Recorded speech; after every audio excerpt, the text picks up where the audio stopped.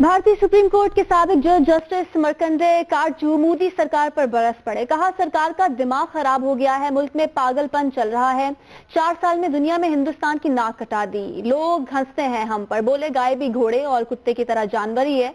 इसको माता मानने वाले गधे हैं। मुसलमानों को खुले मैदानों में नमाज की अदायगी से रोकने को भी भारतीय आइन की खिलाफवर्जी करार दे दिया। ये सरकार के बारे में मत पूछिए, इन लोगों का दिमाग खराब हो गया। किस तरह से 4 साल से बिहेव कर रहे हैं, हद कर दी। दुनिया में हम लोगों की नाक कटा दी हिंदुस्तान की।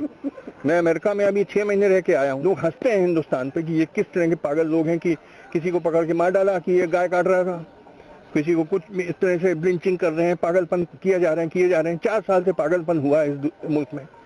सर, गाय को सबसे बड़ा हवा बना के पेश किया गया है। मैंने तो देखी साफ साफ कह दिया, मैं साइंटिफिक आदमी हूँ, मैं गाय को माता नहीं मानता हूँ। जैसे घोड़ा है या कुत्ता है वैसे गाय है, एक जानवर है। पागलपन की बातें, बेवकूफी की बातें। अब तुम गधे हो तो बने रहो गधा। क्या कहेंगे इस पर कि खुले में मुसलमानों को नमाज पढ़ने से रोक दिया गया है? ये हमारे संविधान में आर्टिकल 19(1)(b) है, जो कहता है कि all citizen have the right to peacefully assemble without arms.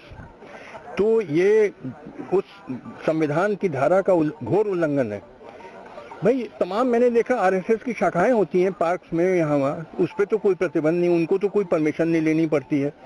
और फ्राइडे की नमाज 45 मिनट या 1 घंटे होती है। इसमें क्या इतराज है? कोई नमाज अगर पढ़ ले तो किसी का सर काट लिया, किसी का पैर काट लिया, कर रहे करने दो, जिसको आज़ादी होनी चाहिए।